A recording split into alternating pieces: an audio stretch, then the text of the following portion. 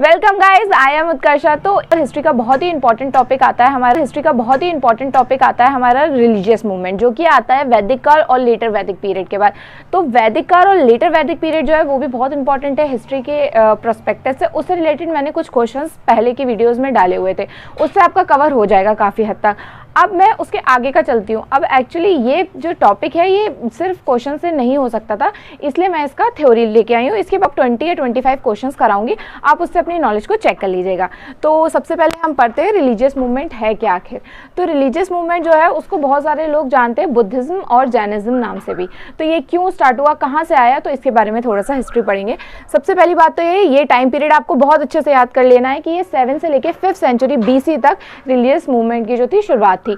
अब आपने लेटर वैदिक पीरियड पढ़ा था। लेटर वैदिक पीरियड खत्म होने के बाद क्या था, संगम, जिसमें क्या होगा कि जो हमारी साउथ की डायनेस्टीज थी और जो हमारी नॉर्थ की डायनेस्टीज थी, जैसे कि पांड्याज हो गए, चोलाज हो गए, चेराज हो गए, वो सब जो होंगे वो मिक्स हो जाएंगे और आपस में लड़ाई करेंगे और जो जीतते जाएंगे उनकी डायनेस्टी आती जाएगी। लेकिन उनकी डायनेस्टीज जो है वो हमारे लिए बहुत ज़्यादा इंपॉर्टेंट नहीं होती है। हर टॉपिक मतलब इंपॉर्टेंट नहीं है, उसके लिए जो होंगे वो मैं आपको अलग से बता दूंगी, वो अलग टॉपिक है वीडियो का। अब हम लोग रिलीजियस मूवमेंट पे चलते हैं, जो वैदिक के बाद सबसे इंपॉर्टेंट है हमारी नॉर्थ की डायनेस्टीज में। तो यहाँ पे हमने क्या देखा कि 5th सेंचुरी से लेकर 7th सेंचुरी BC तक जो है ये रिलीजियस मूवमेंट रहता है। अब ये आया क्यों, तो ये फिलॉसफी जो थी ये पूरे वर्ल्ड में छाई हुई थी, सिर्फ इंडिया में नहीं था इसका शुरुआत। तो ये कैसे कैसे हुआ, तो सबसे पहले देखिए यहाँ पे होता है कुछ फिलॉसफीज जो है वो ग्रीस से स्टार्ट हुई थी, जैसे था हेब्रेड पोएट। ये वाला जो सिस्टम था ये ग्रीस में चल रहा था, बट हमारे लिए ये इंपॉर्टेंट नहीं है ज्यादा, बस आपको लेकिन नजर में रखना चाहिए क्योंकि कई बार वर्ल्ड हिस्ट्री से इस टाइप के क्वेश्चन आ जाते हैं। चाइना में क्या चल रहा था, कॉन्फ्यूशियस इन चाइना, जो कि बाद में कम्युनिस्ट पार्टी में बदल जाएगा, और ज़ोरोस्ट्र इन पर्शिया। ये 3-4 तरीके की फिलॉसफी जो हैं वो चल रही थी। अब हम ये जानेंगे कि इंडिया में क्यों चल रहा था जैनिज्म और सूफिज्म। तो जो हमारा रिलीजियस मूवमेंट जो हमने 2 पढ़े थे इंडिया में, जो कि हैं बुद्धिज्म और जैनिज्म, ये चल रहे हैं 7 से लेके 5th BC सेंचुरी तक। तो ये जो थे ये अलग अलग साल्वेशन यानी कि मोक्ष पाने के अलग अलग 2 दौर थे, ये समझ लीजिए, जो कि रिलीजियस चीज़ों पे बेस थे। अब ये आए क्यों, तो इसके जो कॉजेज हैं ये भी इंपॉर्टेंट है। अगर आपका कोई रिटन पेपर है तो भी उसमें आप सीधे सीधे पॉइंट्स इससे ले सकते हैं, और अगर आपका सिर्फ MCQ पेपर है तो उसमें भी ये पूछा जाता है कि कई बार ये पूछा जाता है इनमें से ABC में से कौन सा एक रीजन है जो बुद्धिज्म के लिए रिस्पॉन्सिबल नहीं है या जैनिज्म के लिए रिस्पॉन्सिबल है। इस तरीके के क्वेश्चंस आते हैं। अरे कॉजेस थे न्यू मूवमेंट स्टार्ट होने के, वो क्या थे। सबसे पहले आता है वैदिक philosophy has lost its original purity. तो जो वैदिक कॉज था वो क्यों चल रहा था, उसके अंदर क्या था कि अलग अलग 4 सेक्ट बांटे गए थे। तो जो सबसे ऊपर वाले थे सेक्ट के जो लोग थे ना, वो लोग नीचे वाले सेक्ट के लोगों को दबा रहे थे और अलग अलग उनके साथ मतलब चीज़ें हो रही थी, उनके साथ गलत किया जा रहा था। उसके रिगार्डिंग यहाँ पे बताया जा रहा है कि वैदिक फिलॉसफी ने जो अपनी प्योरिटी थी उसको लूज कर दिया था। अब हमारा जो दूसरा है वो क्या है, वैदिक religious has become very complex. तो उसके अंदर बहुत सारे रूल्स रेगुलेशंस इस्टेब्लिश हो गए थे कि ऐसा कर सकते हैं, ऐसा नहीं कर सकते हैं। तो जो एक जनरल पब्लिक होती है उसके लिए बहुत ज़्यादा प्रॉब्लमेटिक था, जबकि राजा या जो ऊपर की वो थी उनके लिए ईजी था, बट जो हमारी रेगुलर जो हमारी जनता होती है उनके लिए ये थोड़ा टफ पड़ा था। बहुत ज़्यादा कॉम्प्लेक्सेस थे कि ये लोग मंदिर में नहीं जा सकते, इतने लोग मंदिर में जा सकते हैं, ये लोग यहाँ पे ये कर सकते हैं, ये लोग यहाँ पे वैसा कर सकते हैं या यहाँ पे नहीं कर सकते। बहुत ज़्यादा रिस्ट्रिक्शंस हो गई थी। पॉइंट है वो क्या है, created unrest in society and Kshatriya created against the brahmical domination. तो जो क्षत्रिय क्लैन था और जो हमारा ब्राह्मिकल क्लैन था, ठीक है, ये दोनों ही अपने आप को डोमिनेट बताने के लिए कि हम सोसाइटी में ऊपर है या हम सोसाइटी में ऊपर है, इसको लेके बहुत ज़्यादा अनरेस्ट हो रहा था। और जो क्षत्रिय थे उन्होंने रिएक्ट कर दिया अगेंस्ट किसके, ब्राह्मिकल डोमिनेशन जो था उसको, कि मतलब ब्राह्मिकल डोमिनेशन ऐसे हो रहा था कि जो भी वैदिक था वो सब संस्कृत में था, वो सारा वही पढ़ पाते थे, तो वो अपने हिसाब से ट्रांसलेट करते थे जैसा उनके लिए फेवरेबल होता था। तो उसको डोमिनेट को खत्म करने के लिए क्षत्रिय क्लैन ने यहाँ पे रिएक्ट कर दिया था। लास्ट पॉइंट आता है, लास्ट पॉइंट क्या है कि Vaishyas to improve their social position with the increase in their economical position. तो एक्चुअली जो नीचे के क्लैन थे जैसे कि वैश्यास हो गए, शूद्र हो गए, ये सब जो थे ये नीचे की पेडिस्ट्रियन में आते थे, जैसे कि ब्राह्मिकल और क्षत्रिय के बाद। तो इनकी जो थी इकोनॉमिकल कंडीशंस भी बहुत ज़्यादा खराब होती जा रही थी और इनकी सोशल कंडीशंस भी बहुत ज़्यादा खराब थी। तो उसको अच्छा करने के लिए यहाँ पे जो वैश्यास क्लैन है इन्होंने भी अपना रिएक्शन करना चालू किया, अलग अलग तरीके की रिस्ट्रिक्शंस को बैन करना चालू किया और उनके अगेंस्ट खड़े हुए। तो यहाँ पे ये 4 कॉज है जिनकी वजह से हमारा जो जैनिज्म मूवमेंट था वो स्टार्ट हुआ। तो जैनिज्म और बुद्धिज्म का सिंपल 2-3 रीजन जो है वो आपका मोटा मोटा आपको यही याद रखना है कि एक तो वैदिक जो फिलॉसफी थी उसके अंदर प्योरिटी खत्म होती जा रही थी और जो अलग अलग क्लैन के लोग थे वो डोमिनेशन के लिए एक दूसरे के अगेंस्ट लड़ाई कर रहे थे। तो अब हम लोग पहला अपना रिलीजियस मूवमेंट को स्टार्ट करते हैं, जो कि है बुद्धिज्म। तो बुद्धिज्म के लिए कोई गेस पॉइंट नहीं है, सीधी सी बात है, जो गौतम बुद्धा थे उनके नाम पे पड़ा है बुद्धिज्म। तो गौतम बुद्धा का जो और भी कुछ नाम है जो कि आपको बहुत इंपॉर्टेंट है याद रखना, जो उनका रियल बर्थ नेम था वो था सिद्धार्थ, और जो उनका दूसरा नाम था वो था शाक्यमुनि। शाक्यमुनि क्यों है? क्योंकि ये शाक्य क्लैन के किंग थे, ठीक है ना, तो ये राजा के बेटे थे, इसलिए ये शाक्य क्लैन के राजा के बेटे थे, इसलिए वहां से पड़ता है शाक्यमुनि, और सिद्धार्थ उनका असली नाम है। और जब उन्होंने निर्वाणा अटेंड कर लिया उसके बाद में उनका नाम पड़ जाता है गौतम बुद्धा। फिर अब आगे चलते हैं, आगे क्या है कि इनकी बर्थ कब हुआ, तो ये भी आपको याद रखना है कि ये कब बॉर्न होते हैं, 563 BC में ये पैदा होते हैं।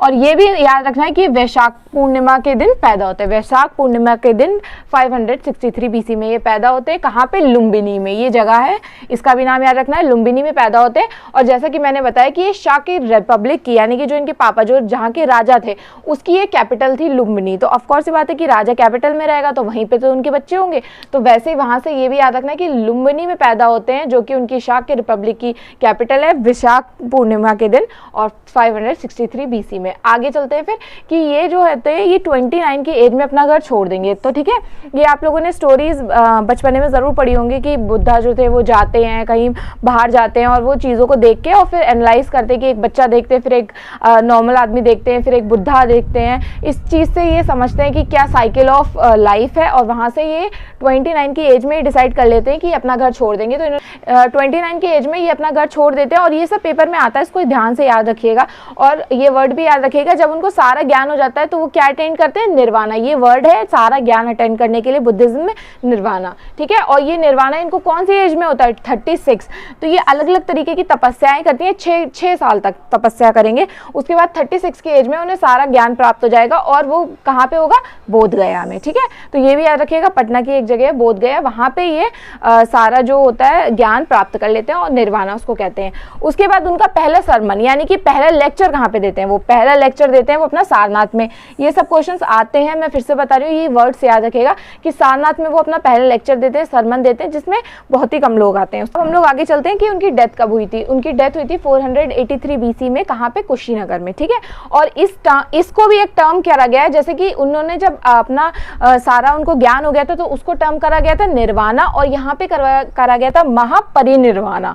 तो ये वर्ड जो है इसको भी याद रखिएगा। जब फिर बुद्धिज्म के जो ग्रेट लाइफ इवेंट्स थे उनके लिए कुछ सिंबल्स दिए गए थे, 5 ग्रेट लाइफ इवेंट्स थे जिनके लिए हमने सिंबल दिए हैं, तो उसके बारे में पढ़ते हैं। तो सबसे पहला है बर्थ। बर्थ के लिए क्या है? लोटस एंड बुल, दोनों है, लोटस एंड बुल।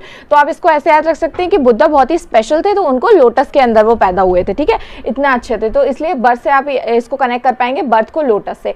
अब है द ग्रेट रेनुकेशन। रेनुकेशन का मतलब होता है त्याग। उन्होंने क्या त्यागा था? क्योंकि वो एक राजा बनने वाले थे तो उन्होंने अपनी लग्जरी लाइफ त्यागी थी, अपना घर बार त्यागा था, तो उसके लिए क्या सिंबल दिया है? हॉर्स। आप इसको ऐसे याद रख सकते हैं कि उन्होंने सब कुछ त्याग दिया, एक हॉर्स पे बैठ के वो चले गए, क्या अटेंड करने? निर्वाणा। निर्वाणा यानी कि जो उन्होंने ज्ञान प्राप्त किया था वो बोधि ट्री के नीचे किया था, तो उसका सिंबल है बोधि ट्री। तो आप समझ लीजिए, इमेजिन कर लीजिए कि एक ट्री है, ट्री के नीचे बुद्धा बैठे हुए हैं और सारा ज्ञान प्राप्त कर रहे हैं। हमारा चौथा है वो है फर्स्ट सरमन यानी कि पहला लेक्चर। उसका क्या है? सिंबल है धर्म चक्र या व्हील, ठीक है। तो इनमें से कोई भी वर्ड आ सकता है, दोनों वर्ड को याद रखिएगा। धर्म चक्र क्यों? क्योंकि उन्होंने जो ज्ञान लिया था उसमें उन्होंने क्या देखा था कि क्या क्या आपके धर्म है और किस तरीके से आपकी लाइफ साइकिल चलती है, तो वहां से आप वही तो वो बताएंगे ना, जो वो सीखेंगे वही वो बताएंगे। तो उन्होंने पहला लेक्चर जो है वो धर्म के ऊपर दिया था कि क्या आपका धर्म का चक्र है, कैसे कैसे चलता है, क्या क्या लाइफ में आपको करना चाहिए, आपका क्या क्या धर्म है, तो वहां से आप इसको कनेक्ट कर पाएंगे। फिर जो हमारा लास्ट है वो है परिनिर्वाणा और डेथ। उसके लिए क्या है? स्तूपा। तो आप इसको इमेजिन कर लीजिए, यहाँ पे देखिए बिल्डिंग भी मैं आपको दिखा देती हूँ फोटो डाल के कि किस तरीके का स्तूपा दिखता है। तो उसके चारों तरफ जो फॉलोअर्स होते हैं बुद्धिज्म के वो वहाँ पे परिक्रमा करते हैं, उसके अलावा मेडिटेशन भी करते हैं वहाँ पे। तो उससे आपको कनेक्ट करना है परिनिर्वाणा, ये डेथ, और उसका सिंबल क्या है? स्तूपा। ये पांचों सिंबल को याद रखिएगा, कंफ्यूज मत होइएगा। मैंने छोटी छोटी सी ट्रिक्स बताई हैं जिसकी हेल्प से आपको जरूर याद रहे। तो अब हमारा नेक्स्ट पार्ट क्या है? नेक्स्ट पार्ट हमको ये पढ़ना है कि कहाँ कहाँ पे उनकी काउंसिल्स हुई थी। तो उन्होंने पहला लेक्चर जो था वो कहाँ पे दिया था? जो उन्होंने खुद का पहला लेक्चर दिया था वो दिया था सारनाथ में। अब हमें पढ़ना है कि काउंसिल्स यानी कि उसके बाद जो हमारी बुक्स बनी, जो भी मतलब मीटिंग्स हुई उनके मरने के बाद, तो वो काउंसिल्स जो फॉलोअर्स के बीच में हुई वो कहाँ कहाँ पे हुई। तो इसको ट्रिक से याद रखने के लिए क्या करना है आपको? RVPK। इसको जल्दी जल्दी बोलिए एक बार, RVPK RVPK RVPK, मेरे साथ बोलिए RVPK RVPK। तो वहां से अगर आप इसको 2-3 बार जब रिवाइज करेंगे तब आपको लग रहा होगा अभी कि क्या है, ऐसे थोड़ा ना याद होता है, बट आप इसको अगर बार बार रिवाइज करेंगे ना तो आप देखिए ये याद रख पाएंगे, आरवीपीके, आरवीपीके, आरवीपीके, और जो भी ये काउंसिल्स के नाम याद रख, मतलब कहाँ पे हुए प्लेसेस को याद रखने के लिए आरवीपीके ट्रिक है, और किन के अंडर हुई तो उसके लिए याद रखना आपको एके, आरवीपीके एके, आरवीपीके एके, इसको याद रखिएगा अच्छे से। अभी मैं आपको समझाती हूँ कैसे। जो हमारा पहला लेक्चर, जो हमारी पहली काउंसिल हो रही है वो कहाँ पे हो रही है, आर यानी कि राजगिरा में हो रही है, और किसके अंडर में हो रही है, अजात शत्रु के अंदर में हो रही है। तो यहाँ से कनेक्ट हो गया ना आरवीपीके एके, ठीक है। और कब हुई थी 483 BC में, उसके बाद यानी कि मरने के बाद हो रही है इनके। उसके बाद हमारा सेकंड जो काउंसिल हो रहा है वो कहाँ पे हो रहा है, ये 100 साल बाद हो रहा है, करीब करीब 383 BC में। कहाँ पे, वी यानी कि वैशाली में होगा, और किसके अंदर होगा, कैलाशोका। तो पहले अजातशत्रु थे, फिर कैलाशोका थे। इससे कनेक्ट हो गया होगा कि क्या आर-वी में क्या है, राजगिरा वैशाली, और एके से क्या हो गया, अजातशत्रु कैलाशोका। अब हमारी थर्ड काउंसिल पे चलते हैं, जो कि हुई थी 236 BC में, और ये कहाँ पे हो रही है, ये हो रही है पाटलिपुत्र में। यानी कि यहाँ से आपको कनेक्ट हो रहा है ना, आरवीपी हो गया, राजगिरा वैशाली पाटलिपुत्र। तो किसके अंडर हो रही है, अशोका के अंदर, यानी कि ए, ठीक है। हमारी फोर्थ काउंसिल है, फोर्थ काउंसिल कहाँ पे हो रही है, हमारी फोर्थ काउंसिल हो रही है कश्मीर में, आरवीपी के, और किसके अंदर, कनिष्क के अंदर, एके। अब आपको कैसे याद रखना है, देखिए यहाँ पे, देखिए ये सब कुछ भूल जाइए और यहाँ से रिवाइज करिए। क्या है यहाँ पे, राजगिरा वैशाली पाटलिपुत्र कश्मीर, राजगिरा वैशाली पाटलिपुत्र कश्मीर, एके क्या है, अजातशत्रु कैलाशोका अशोका, और उसके बाद क्या है, कनिष्क। तो पहले क्या है, कैलाशोका, फिर अशोका, और फिर उसके बाद लास्ट में क्या था, कनिष्क। आपको डेफिनेटली इस ट्रिक से याद रहेगा। अब मुझे भी इसी ट्रिक से याद है, तो आपको बहुत जल्दी एग्जाम में भी याद आ जाएगा। इसको एक दो बार याद रिवाइज करिएगा कि आरवीपीके एके, आरवीपीके एके, तो आपको रिवाइज हो जाएगा, आपको अच्छे से याद रहेगा, कोई इसमें कंफ्यूजन नहीं होगा। ये हमारा लास्ट पार्ट है बुद्धिज्म का, जो कि क्या है, 8 फोल्ड पाथ, यानी कि उन्होंने जो बुद्धा थे उन्होंने क्या क्या पाथ बताए थे कि क्या क्या फॉलो करने से निर्वाणा आपको प्राप्त हो सकता है। इसके अलावा क्या थे, 3 रत्नास। तो मैंने पिछले साल जब एसएससी का एग्जाम दिया था तो उसमें कुछ ये आए थे 8 फोल्ड ऑफ पाथ में, 3 सही थे और 1 गलत था, तो गलत वाला बताना था। तो रटिए मत इसको। आप ये कर सकते हैं कि आप इसको बार बार जब पढ़ेंगे, अगर आप मतलब एग्जाम में जाने से पहले इसको 8-10 बार भी रिवाइज कर लेते हैं तो फिर मुझे नहीं लगता आप इसको भूल पाएंगे, क्योंकि इतना मुश्किल नहीं है ये।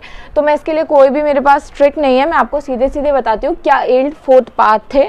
तो पहला था right understanding, right speech, right livelihood, यानी कि कैसे रहना है, कैसे बोलना है और समझना। उसके अलावा राइट माइंडफुलनेस, यानी कि हमेशा काम रहना, तो राइटफुलनेस। उसके अलावा है राइट थॉट, यानी कि आपके दिमाग में सही थॉट होने चाहिए, सही आपके दिमाग में सही थॉट होने चाहिए। आगे चलते हैं, राइट एक्शन, आपके काम कार्य सही होने चाहिए, कर्म सही होने चाहिए। राइट एफर्ट्स, आपके जो कर्म कर रहे हैं उसके लिए एफर्ट्स होने चाहिए, भले ही आपका कर्म जो है वो सक्सेसफुल ना हो, बट उसके लिए क्या एफर्ट्स लगाए वो भी इंपॉर्टेंट है। और उसके बाद है राइट कॉन्सेंट्रेशन, यानी कि सारा काम जो आप करते हैं वो कॉन्सेंट्रेशन के साथ करें। अब ये तो मेरे एसएससी के एग्जाम में आया था, और पिछले साल की यूपीपीएससी का एग्जाम जो था उसमें भी 3 रत्नास के बारे में पूछा गया था। तो ये 3 रत्नास जो है ये भी बहुत इंपॉर्टेंट है, और इसके लिए मैं एक छोटा सा अभी मेरे दिमाग में एक ट्रिक आ रही है, उसके हिसाब से मैं समझा देती हूँ आपको। तो पहले आप समझिए क्या है, बुद्धा, धामा और संघा, इनके 3 रत्न होते हैं, वो ये होते हैं। अब इसको आप कैसे याद रख सकते हैं, बुद्धा से आप समझ लीजिए बुढ़ा, ठीक है। आप इसको फन वे में ट्रिक को लीजिएगा, मैंने इसलिए नहीं बनाया कि मैं मतलब किसी भी तरीके से आपको ऑफेंसिव फील नहीं कराना चाहती हूँ, बस आपको एज अ ट्रिक आपको बस याद रखने के लिए मैं समझा रही हूँ कि बुढ़ा है यानी कि कोई ओल्ड पर्सन है। ओल्ड पर्सन को क्या करना है, धर्म को फॉलो करना है। उसके लिए उसने क्या किया, सबके संग में मिलकर धर्म को फॉलो किया। तो यहाँ से हम लेंगे बुढ़ा आदमी ने सबके संग, यानी कि संग से लेंगे, और फिर उसके बाद धर्म को फॉलो करने के पाथ पे चल दिया। तो यहाँ से आप इन 3 रत्नों को याद रख सकते हैं कि बुढ़ा आदमी संग में चल चुका है धर्म को फॉलो करने। और इसी के साथ हमारी वीडियो जो है या बुद्धिज्म के पे कंप्लीट हो जाती है। एक और रिलीजियस मूवमेंट है जो कि है जैनिज्म, वो मैं आपको नेक्स्ट पार्ट में इसके समझा दूंगी। जितने भी मैंने वर्ड्स अलग से अंडरलाइन करके बताया ना, उन सबको आप अच्छे से याद रखिएगा, क्योंकि वो आते हैं एमसीक्यू में। और इसी के साथ हमारी वीडियो कंप्लीट होती है, और हम फिर से मिलेंगे जैनिज्म की वीडियो के साथ। Okay bye.